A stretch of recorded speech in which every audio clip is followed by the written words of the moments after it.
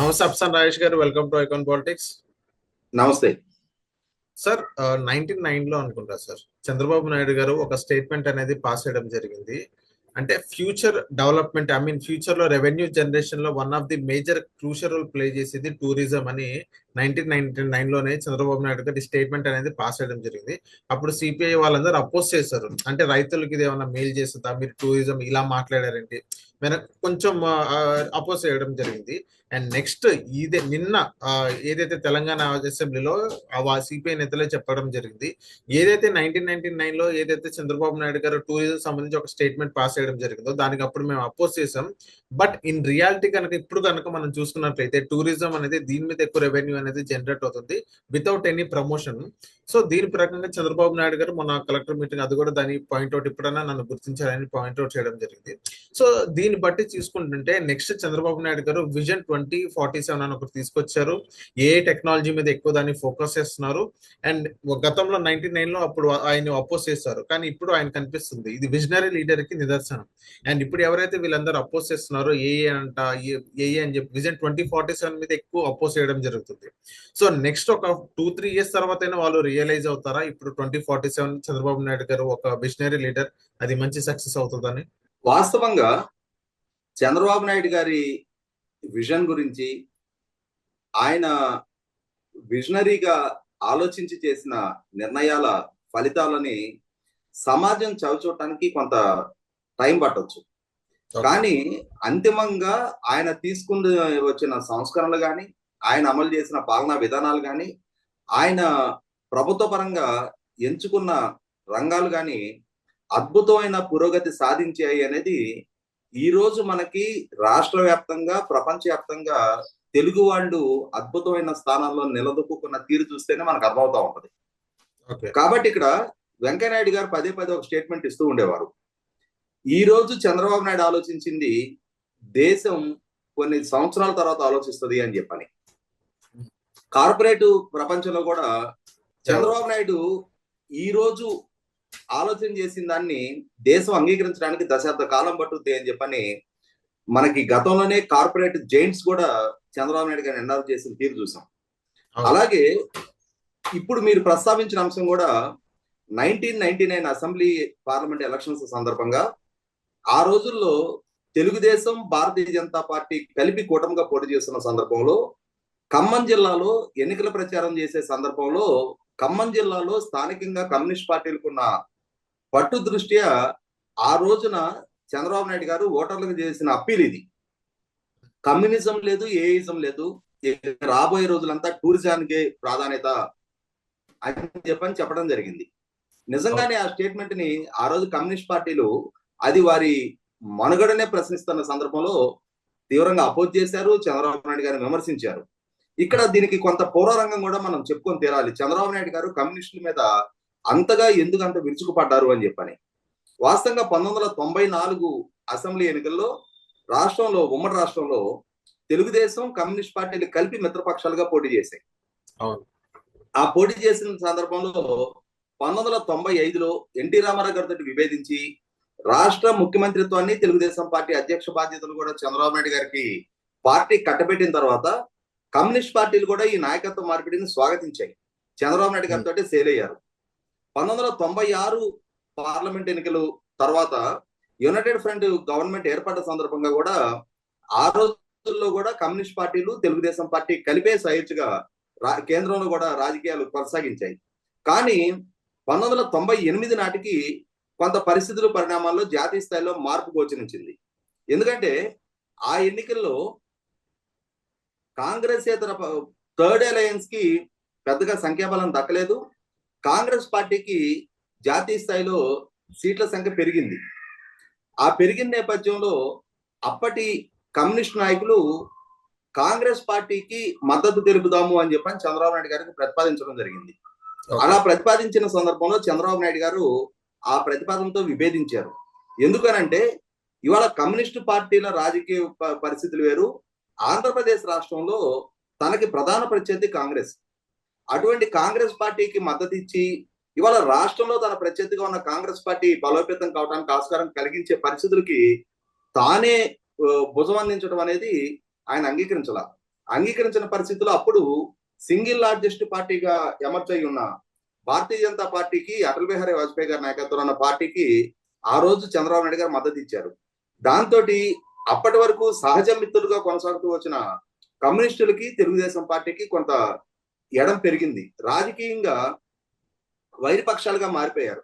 ఆ మారిపోయిన నేపథ్యంలోనే 1998లో, 1999లో 1998 ఎన్నికల తర్వాత భారతీయ జనతా పార్టీకి ఎన్డీఏలో చంద్రబాబు నాయుడు గారు మద్దతు ఇచ్చి, ఆ రోజు తెలుగుదేశం పార్టీ నుంచి జిఎంసి బాలయ్య గారిని లోక్సభ స్పీకర్ గా ఎంపిక చేశారు. 1999లో ప్రత్యక్షంగా ఎన్నికల్లో కూడా భారతీయ జనతా పార్టీ, తెలుగుదేశం కలిసి పోటీ చేశాయి. అటువంటి సందర్భంలో ఇక కమ్యూనిస్ట్ పార్టీలకి, తెలుగుదేశం పార్టీకి పూర్తి స్థాయిలో రాజకీయ బంధాలు తెగిపోయి ఒకరి మీద ఒకరు విమర్శలు గుప్పించుకుంటున్న సందర్భంలో ఆనాటి రాష్ట్ర ముఖ్యమంత్రిగా ఆ ఎన్నికల ప్రచారాన్ని ముందుండి నడిపిస్తున్న చంద్రబాబు నాయుడు గారు కమ్యూనిస్టు పార్టీలకు ఓట్లు వేయడం ద్వారా కాలం చెల్లిన ఆ విధానాలను ఎందుకు ఎంచుకుంటా ఉన్నారు? దేశంలో ఇక ప్రపంచవ్యాప్తంగా కమ్యూనిజం కనుమరుగవుతా ఉంది, దేశంలో కూడా కమ్యూనిజం కనుమరుగవుతా ఉంది. ఇప్పుడు కమ్యూనిజానికి ఓట్లేసి మీ ఓటుని మురగబెట్టుకోకండి, మీరు ప్రోగ్రెసివ్ గా ఆలోచిస్తున్న తెలుగుదేశం, భారతీయ జనతా పార్టీ కూటమికి ఓట్లేయండి, రాబోయే రోజుల్లో కమ్యూనిజం అనేది ఉండదు, టూరిజానికే ప్రాధాన్యత అని చెప్పని ఆయన చెప్పడం జరిగింది. ఆ రోజు ఆయన రాజకీయ స్లోగన్ గా దాన్ని ఎంచుకున్నా కూడా వాస్తవ రూపంగా కూడా కాలక్రమంగా కమ్యూనిజం భారతదేశంలోనూ డిటీరియేట్ అవుతా వచ్చింది. అదే సందర్భంలో టూరిజం సెక్టార్ కూడా తన మార్కెట్ ని, పొటెన్షియాలిటీని పెంచుకుంటా వచ్చింది, ఎంప్లాయ్మెంట్ క్రియేట్ చేస్తుంది, రెవెన్యూ జనరేట్ చేస్తుంది, కొత్త కొత్త ప్రాంతాల్లో టూరిజం ప్రమోషన్ కి మార్గాలు సుగమవుతా ఉన్నాయి. వీటిని దృష్టిలో పెట్టుకొని దాదాపుగా ఆ రోజు చంద్రబాబు నాయుడు గారి స్టేట్మెంట్ తో విభేదించిన సిపిఐ పార్టీకి సంబంధించిన ప్రస్తుత తెలంగాణ శాసనసభ్యుడు కోనేని సాంబశివరావు గారు మొన్న తెలంగాణ అసెంబ్లీలో ఇదే అంశాన్ని ప్రస్తావించడం జరిగింది. ఎప్పుడో 1999లో చంద్రబాబు నాయుడు ఆ రోజున కమ్యూనిజం లేదు, ఏయిజం లేదు, టూరిజానికే ప్రాధాన్యత అని చెప్పి ఆయన చెప్పిన స్టేట్మెంట్ తోటి మేము విభేదించాం. కానీ వాస్తవంగా ఇవాళ గ్రౌండ్ రియాలిటీ చూస్తే రూపాయి పెట్టుబడి లేకుండా కూడా టూరిజం ప్రమోట్ చేయడానికి, టూరిజం ద్వారా రెవెన్యూ జనరేషన్ కి, ఎంప్లాయ్మెంట్ క్రియేషన్ కి మార్గం సుగమవుతోంది. కాబట్టి ఇప్పుడు ప్రభుత్వాలు టూరిజానికి ప్రాధాన్యత ఇవ్వాలి అని ఆయన అసెంబ్లీలో ప్రస్తావించడం ద్వారా చంద్రబాబు నాయుడు గారు 26 సంవత్సరాల క్రితం ఇచ్చిన స్టేట్మెంట్ ని అదే కమ్యూనిస్ట్ పార్టీకి సంబంధించిన శాసనసభ్యుడు నిన్న అసెంబ్లీలో దాన్ని ఎండార్స్ చేయడాన్ని నిన్న అంటే చంద్రబాబు నాయుడు గారు ఇదే అంశాన్ని నిన్న ఆంధ్రప్రదేశ్ రాష్ట్రంలో కలెక్టర్లతో జరుగుతున్న సమావేశంలో చంద్రబాబు నాయుడు గారు ఇదే అంశాన్ని ప్రస్తావించడం జరిగింది. ఆ రోజు నేను చేసిన ఆలోచనని దేశం గుర్తించడానికి, కనీసం ఈ అంశంలో దాన్ని పరిగణలోకి తీసుకోవడానికి కమ్యూనిస్ట్ పార్టీలకు కూడా 26-30 సంవత్సరాల కాలం పట్టింది. అలాగే మీరు కూడా ఇవాళ నేను చెప్తున్న అంశాలని పరిగణలోకి తీసుకోవడానికి ఈ అంశంలో లాగా దశాబ్దాల పాటు కాలాతీతం జరగాలి అని ఆలోచన చేయకండి. నేను ఇప్పుడు చెప్తున్న దాన్ని మీరు ఇప్పుడైనా సరే మీరైనా త్వరగా అర్థం చేసుకొని వాటిని వేగంగా ఇంప్లిమెంట్ చేయండి, దాని ఫలితాలు ప్రజలకు అందించాల్సిన అవసరం ఉంది అని చెప్పని ఆయన కొంత చమత్కరించారు. ఐఏఎస్ అధికారుల్ని కమ్యూనిస్ట్ పార్టీ లాగా అన్ని దశాబ్దాల తర్వాత రిలీజ్ అవడం వల్ల ప్రయోజనం లేదు, మీరు వేగంగా స్పందించండి, ఐఏఎస్ అధికారులుగా ప్రభుత్వ పాలసీస్ ని, నా ఆలోచనని అనుసరించి రాష్ట్రాన్ని అభివృద్ధి చేయించాల్సిన బాధ్యత మీ అటువంటి గురుతర బాధ్యత మీ భుజస్కంధాల మీద ఉంది కాబట్టి మీరు దానికి తగిన విధంగా స్పందించండి అని చెప్పని ఆయన కలెక్టర్లు కూడా ఉపదేశం చేయడం జరిగింది. 100కి 100 తెలుగుదేశం పార్టీ కానీ, చంద్రబాబు నాయుడు గారు కానీ, అంటే ఎన్టీ రామారావు గారి హయాం నుంచి కూడా కొన్ని సంస్కరణలకి కానీ వారు ఆర్జులు. అంటే ముఖ్యంగా తండ్రి ఆస్తిలో ఆడబిడ్డలకు కూడా సమాన హక్కు అని చెప్పని ఎన్టీ రామారావు గారు తీసుకొచ్చిన చట్టాన్ని భారతదేశం పార్లమెంట్ వేదికగా దేశవ్యాప్తంగా ఆ చట్టాన్ని అమలు చేయడానికి 3.5 దశాబ్దాల కాలం తర్వాత నిర్ణయం తీసుకున్నారు. అలాగే బాలికా విద్యకి ప్రాధాన్యత ఇస్తూ, స్థానిక సంస్థల్లో మహిళలకు రిజర్వేషన్ కల్పిస్తూ, విద్యా ఉద్యోగ అవకాశాలు కూడా మహిళలకు రిజర్వేషన్ కల్పిస్తూ చంద్రబాబు నాయుడు గారు తెలుగుదేశం పార్టీ తీసుకున్న నిర్ణయాల్ని దేశవ్యాప్తంగా మిగిలిన రాష్ట్రాలు అనుసరించడానికి కూడా చాలా కాలం పట్టింది అనేది వాస్తవం. అలాగే ఇవాళ చంద్రబాబు నాయుడు గారు పాలకుడుగా ఎన్నో సంస్కరణలకు ఆర్జుడు. ఆయన డిజిటలైజేషన్ కానీ, రైతు బజార్ వ్యవస్థకు కానీ, ఈ సేవకు కానీ, అంటే చాలా వేగంగా ప్రజలకి పాలన చేరువ చేయడంలో ఆయన తీసుకున్న సంస్కరణలు ఇవాళ దేశానికి రోల్ మోడల్ గా నిలబడున్నది మన కళ్ళ ముందు కనిపిస్తున్న నేపథ్యంలో దాన్ని అంటే ఆయన వేగంగా తీసుకునే నిర్ణయాల ఫలాలు ఎలా ఉంటాయి అనేది ఇప్పటికే సమాజం గుర్తిస్తున్న నేపథ్యంలో ఖచ్చితంగా కూనంనేని సాంబశివరావు గారు ఇచ్చిన స్టేట్మెంట్ కూడా ఎప్పుడో 2.5 దశాబ్దాల క్రితం నాటి చంద్రబాబు నాయుడు గారి ఆలోచన ఇప్పటికైనా కార్యరూపంలోకి వస్తుంది అని చెప్పని, కార్యరూపంలోకి రావటాన్ని కమ్యూనిస్ట్ పార్టీలు కూడా గుర్తిస్తున్నాయి అనేది 100% స్వాగతించదగ్గ పరిణామం. ఓకే సార్, ఇక్కడ కమ్యూనిస్ట్ పార్టీతో పాటు ఈవెన్ తెలంగాణ సీఎం రేవంత్ రెడ్డి గారు కూడా నాకు మాట్లాడడం జరిగింది.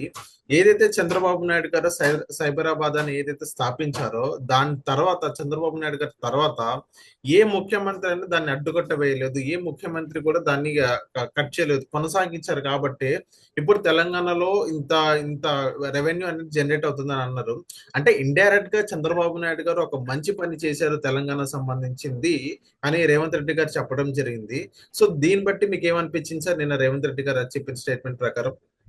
ఇప్పుడు వాస్తవంగా ఏ పాలకుడైనా సరే కన్స్ట్రక్టివ్ గా, అంటే రాష్ట్ర యువతకి లబ్ధి చేకూర్చే విధంగా, రాష్ట్రానికి లబ్ధి చేకూర్చే విధంగా అభివృద్ధి ప్రణాళికలు రచించి దాన్ని అమలు పరిచినప్పుడు తర్వాత వచ్చిన సక్సెసివ్ ప్రభుత్వాలు ఆ అభివృద్ధి ప్రణాళికను కొనసాగించినప్పుడు దాని ఫలాలు ఎలా ఉంటాయి అనేది వాళ్ళ సైబరాబాద్ ద్వారా సృష్టించబడుతున్న ఉపాధి, ఆ ఉపాధి ద్వారా సృష్టించబడుతున్న మార్కెట్ పొటెన్షియాలిటీ, దాని ద్వారా ప్రభుత్వాలకు సమకూరుతున్న ట్యాక్స్ రెవెన్యూస్, సమాజంలో పెరుగుతున్న జీవన ప్రమాణాలు, కుటుంబాల్లో పెరుగుతున్న జీవన ప్రమాణాలు, ఇవన్నీ కళ్ళ ముందు చాలా స్పష్టంగా ఫలాలు అందుతా ఉన్నప్పుడు 100% రేవంత్ రెడ్డి గారు చెప్పిన స్టేట్మెంట్ ఆహ్వానించదగ్గదే. ఎందుకంటే ఇదే అంశాన్ని ఈ రోజు రేవంత్ రెడ్డి గారే కాదు, గతంలో కూడా ఒక కన్వెన్షన్ సందర్భంగా కేటీఆర్ గారిని ఒక జాతీయ స్థాయి మీడియా ప్రతినిధులు ప్రశ్నించడం జరిగింది.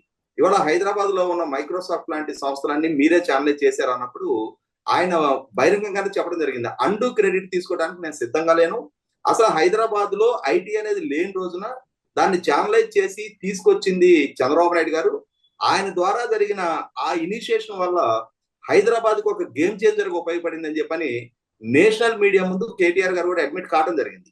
కాబట్టి వాళ్ళ చంద్రబాబు నాయుడు గారు ఆయన చూపిన చొరవని తర్వాత వచ్చిన రాజశేఖర రెడ్డి గారైనా, కేసీఆర్ గారైనా, అలాగే కిరణ్ కుమార్ రెడ్డి గారు, రోసే గారు లాంటి ప్రభుత్వాలు అదే ప్రోగ్రెసివ్ స్పిరిట్ కి కన్ఫైన్ అయ్యి ఉండి అదే విధానాలను కొనసాగించిన పర్యవసానం ఇవాళ హైదరాబాద్ నగరమే కాదు తెలంగాణ ప్రాంతానికి కూడా మోస్ట్ ఎఫిషియెంట్ ట్యాక్స్ కలెక్టర్ గా సైబరాబాద్ ఎమర్జ్ అయింది అనేది వాస్తవం. Okay, so thank you sir, మైకాన్ పాలిటిక్స్ వచ్చినందుకు.